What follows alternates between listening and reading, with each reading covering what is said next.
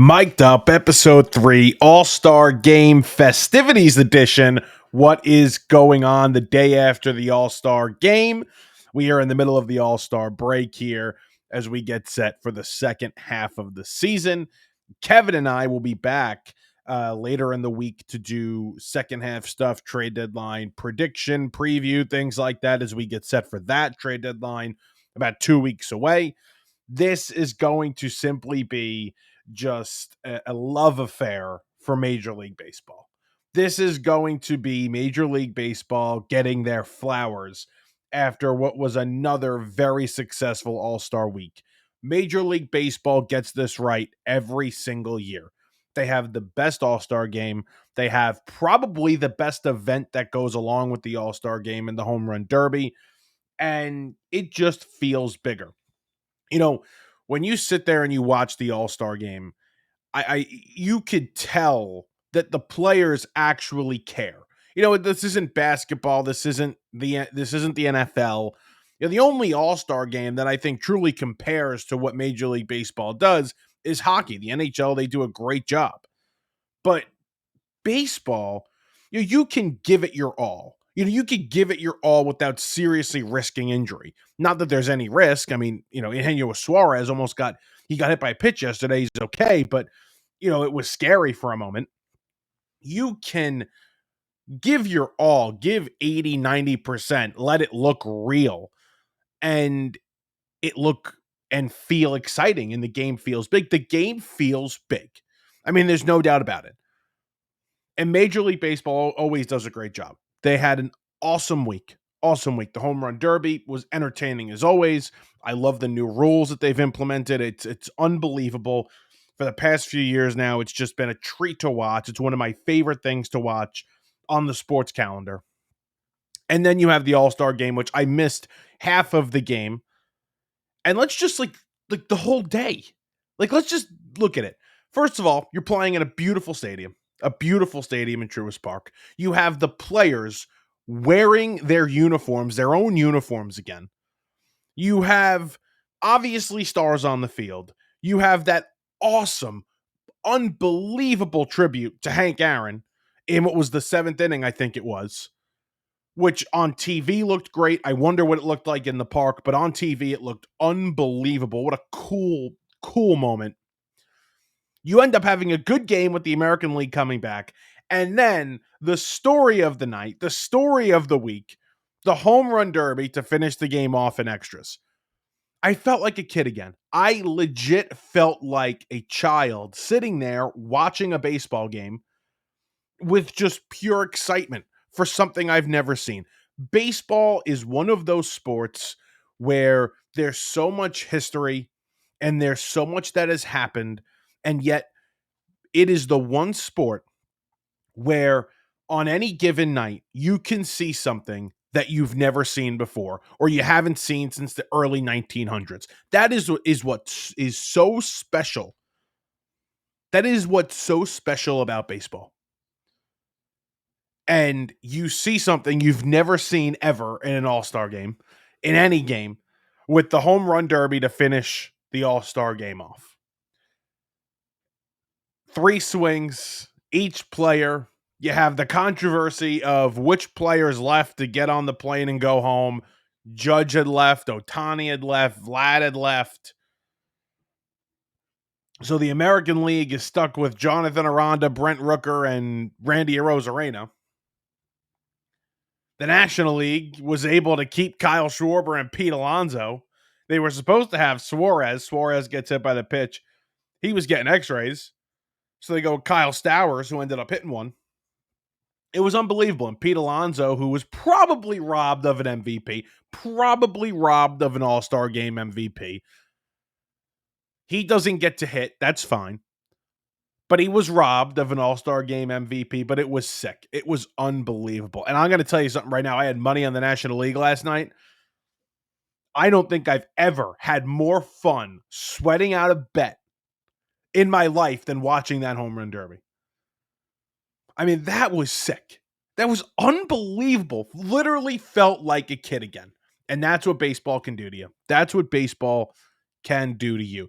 In a game that really means nothing. Those players were into it. And I think that's what's so special about baseball. That's what makes it so much different than any other sports all-star game. It is by far the greatest all-star game of any sport. And whether that means something to you or not, I don't really care, because you know what? When you get to the break in the NBA and when you get to the week before the Super Bowl in the NFL, you basically look at it as a few days off in the NBA and a full week off in the NFL. With baseball, you have 2 days of excitement. It's an all-star break, but you have 2 days of excitement. 2 days of events to sit down and watch, and that means a lot. And it looks great, and the media did a great job this week, just covering everything. It's a great baseball community out there. I thought they asked great questions. I thought everything I had seen on Twitter, most things I had seen on Twitter, a couple of questions were wacky, but most things I had seen on Twitter were entertaining and fun and lighthearted, and it seemed like a great event. And again, Atlanta is a beautiful park. I've been dying to get there. I want to get there next season. Been dying to get to Atlanta. And it just seemed like a great night. It seemed like an unbelievable night in the ballpark. Although I will say, towards the end of the game, you had that, like, did you see the lower bowl, like, behind the plate? That people had left. It was 6-0. It was 6-0 at one point in the 8th or the 7th, and people had left the game, which was interesting. And then they all came back, or at least most of those people that were sitting behind the plate came back, or they moved people down to watch the end at the home run derby there. So the swing off. And did you see Major League Baseball actually change the score? They changed the official score. It was 6-6 with a home run derby winner where the National League won. They paid out, if you had the National League like I did on FanDuel, they paid out right away. But they ended up changing the final score to 7-6. I wonder why. I wonder if that was gambling related by any chance. But either way, it was fun, man. It was fun. And now 2-day break, and then you get right back into the swing of things in the second half of the season. I love the in-game interviews. The in-game interviews with the pitchers or the players on the field, especially the pitchers, though. It's special. It's so cool. Being able to listen to Clayton Kershaw and Tariq Skubal early in that game, and really listening to Kershaw in what was most likely his final All-Star game. That's just so cool. It's something that it takes you inside baseball. That's a term used a lot. And it's just different. It's different. And they're so cool about it. They're so cool about it. I remember a few years ago, I think it was in Miami, whatever. I think that was 17, where they had A-Rod and Ken Rosenthal going on. Maybe it wasn't A-Rod, but they had players going on the field, and reporters going on the field and interviewing players, like literally interviewing them like before the inning started or something like that. They would kind of stop the game a little bit. And that was terrible. I mean, that was awful. It was a bad visual. It looked awkward. To be able to do this, the in-game interview, especially with the pitchers, it's perfect. It's literally perfect. And it's cool because it's something you don't see every day. I mean, Sunday Night Baseball, they try and do it once a week. They pay a player $10,000 to do it for a half an inning and whatever. I mean, the conversation sucks, and Carl Ravitch and Eduardo Perez and David Cohn, I like Cohn, but the other two stink. And the questions are terrible, and the player most of the time isn't even into it because, he's playing a real game that matters, and it's terrible. It's almost at times, if you have the wrong person, unlistenable. But with the All-Star game, man, it's so they are somewhat relaxed. They're trying, but they're relaxed, and they're willing to have these conversations, and it's a ton of fun.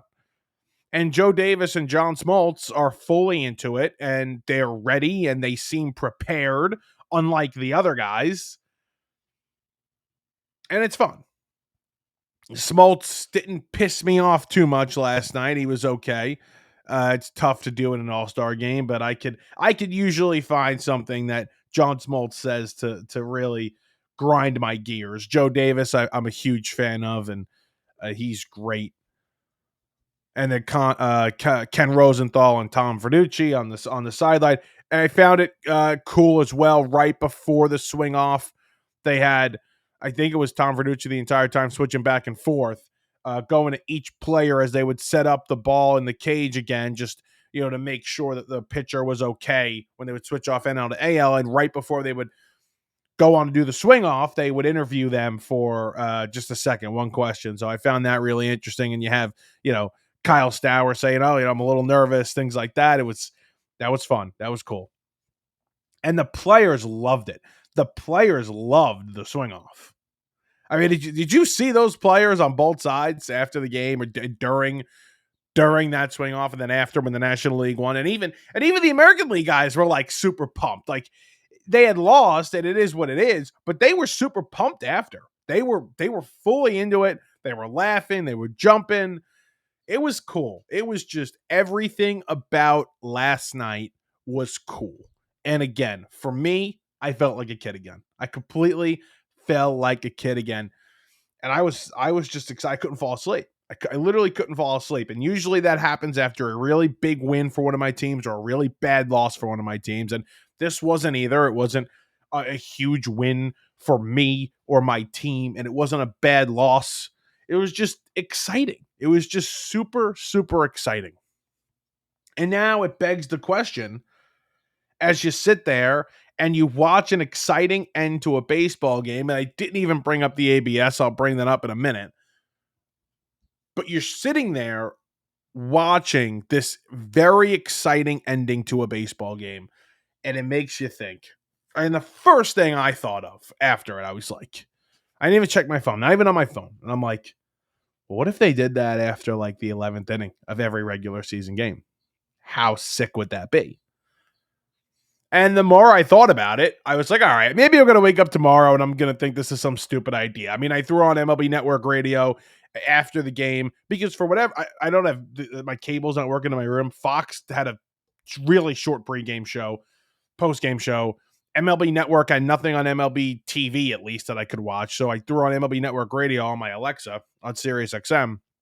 And I heard, and now Alexa's playing it, so I got to tell Alexa to stop. Alexa, stop. So, anyway, I'm listening to MLB Network Radio, and I forget. I don't really know who it was because obviously I couldn't see.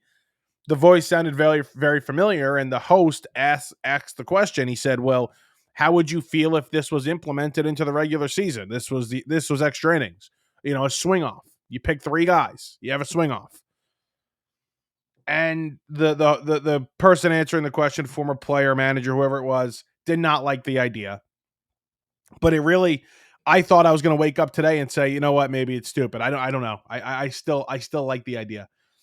I still like the idea if it's after the 11th inning. If you go 2 full extra innings in the regular season with the ghost runner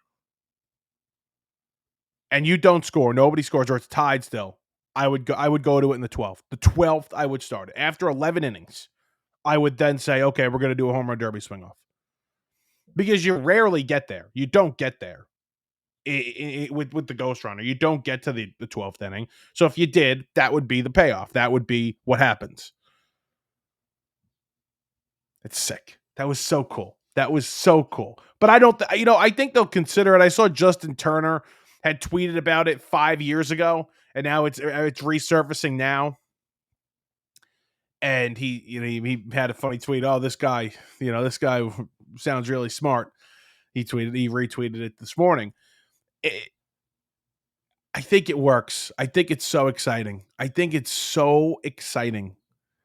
And I don't know how that would be bad for the game, because last night was an unbelievable moment for the game.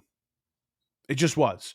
And they're going to screw it up, right? Whatever momentum they build over the next year or two, they're going to completely screw up when they have a lockout in a couple of years. They're going to completely screw all of this momentum up but they have momentum right now. It kind of feels like it's just going to hit a wall, though, because of what I just mentioned. There's probably going to be a lockout at some point, but and the talks right now do not seem like they are going. There's no talks, and they are not even close to anything. On agreeing on anything. MLB wants a salary cap. The players will never go for it. This and that, but they have momentum. They have a lot of momentum, and numbers are up, and players, the stars that they have right now, are very easily marketable. Otani is one of the greatest things to happen to this sport. And Judge plays in New York, and he's one of the greatest players we've ever seen.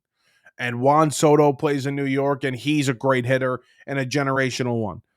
And you have three great pitchers right now, all in big markets. And you have the Red Sox coming back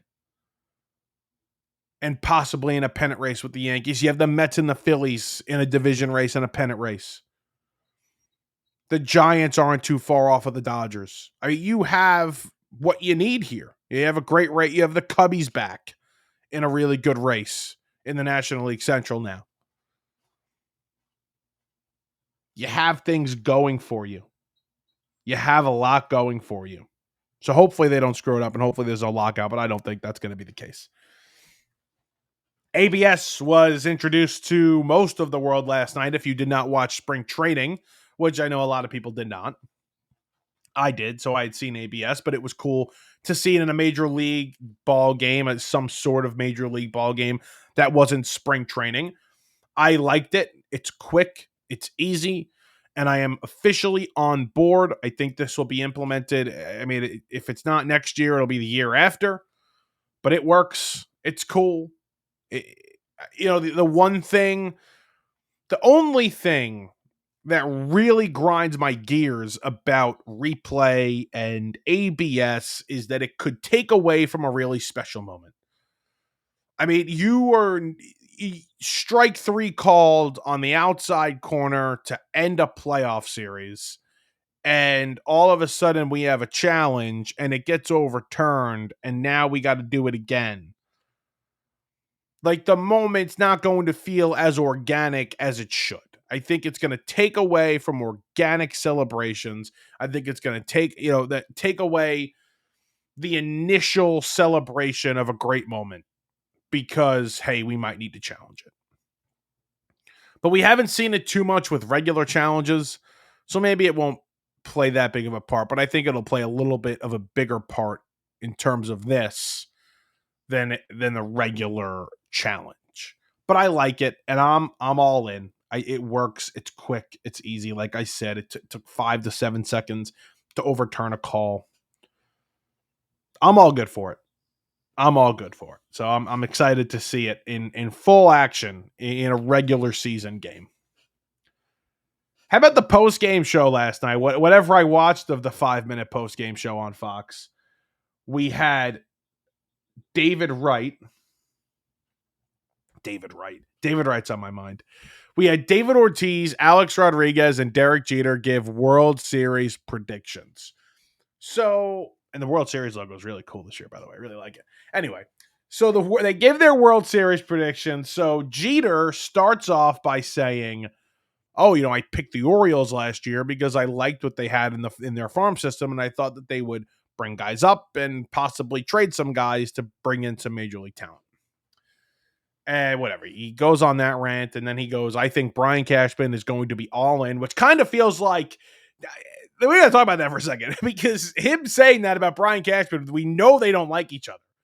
It's very interesting. We'll talk about that in a minute. But he goes, Brian Cashman's got to be all in this year. I think he will be, and I think the Yankees are going to beat the Cubs in the World Series. Great. Okay. Bias. Whatever.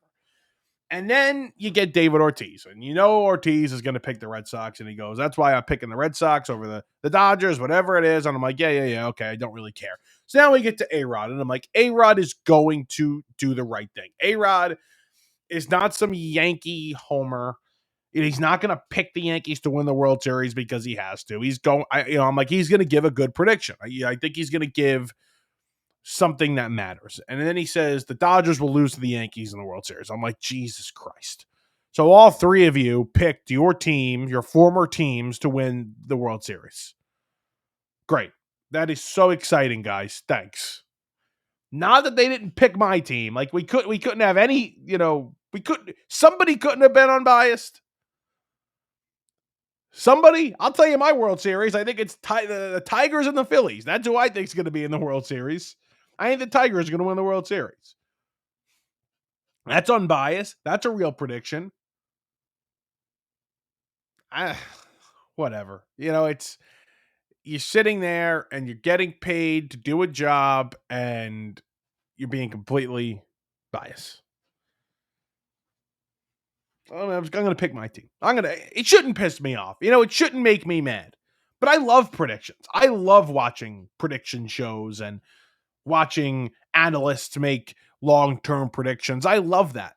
It's one of my favorite parts of watching sports media. And it was terrible. It was terrible. ABS, though, great. I gave you my World Series prediction. I gave it on the Burrows on Tuesday. I give it Monday. I'll give it again right now. It's Tigers Phillies. Tariq Schoolball MVP. He'll win 3 games for them. Was there anything else? Diaz blows the save. It is what it is. He comes in with a runner on second. He gets the ground ball to Kwan. The runner had moved over to third. Ground ball, Kwan, third base. No time to get Kwan. Tying run scores. Robert Suarez had given up a run in the inning as well. That was Robert Suarez's run. Just happy he didn't get hurt. Just happy he didn't get hurt. Him, Lindor, or Pete, nobody. Peterson had a clean inning. Lindor made a really nice play, actually. That play, it wasn't the Judge play. It was, I forget who had hit the ground ball. It was the grab ball. He ranged to his right, and he just flicked the ball over. He just flicks the ball on the run, didn't stop moving. And it was a really good throw. Pete had to come off the bag a little bit, but he made like the step. He switched the feet, made the step. It was a really nice play. That was a real pretty play from Lindor. And a guy that, if you're going to criticize one part of his defensive game, it's his arm. And, he made a couple of really good throws. The one from Judge in the hole, back foot, threw a strike to Pete. It was fun. Fun to see Lindor there, who was just energetic as one could be, and a great human being, answering questions about, being the leader of the New York Mets, and maybe this will be the week that he becomes the captain of the New York Mets when they retire David Wright's number. I do think there's a chance when they do retire David Wright's number here that they hand the C over to Francisco Lindor in the middle of the ceremony. I do still think there's a chance that happens, and that would be the coolest thing in the world.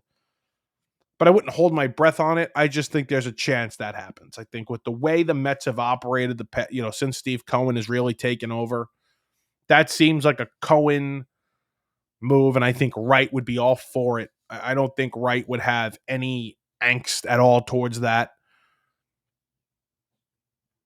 And I'm not even going to be here for the game or anything. I'm not going to be here for his ceremony. I can't wait to be able to watch it. I'm so happy for David. I'm so excited because that is the first player I fell in love with. And we'll do that for a second before we get out of here. David Wright's the first player I ever fell in love with as a kid. He was my favorite player growing up. Still one of my 3 favorite players to ever play for the New York Mets and play in general.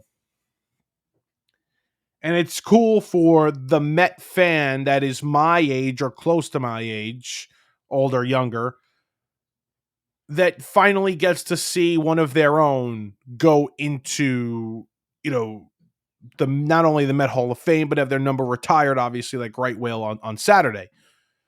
Keith Hernandez is the closest thing we've seen so far to a player that we have some sort of connection to having his number retired.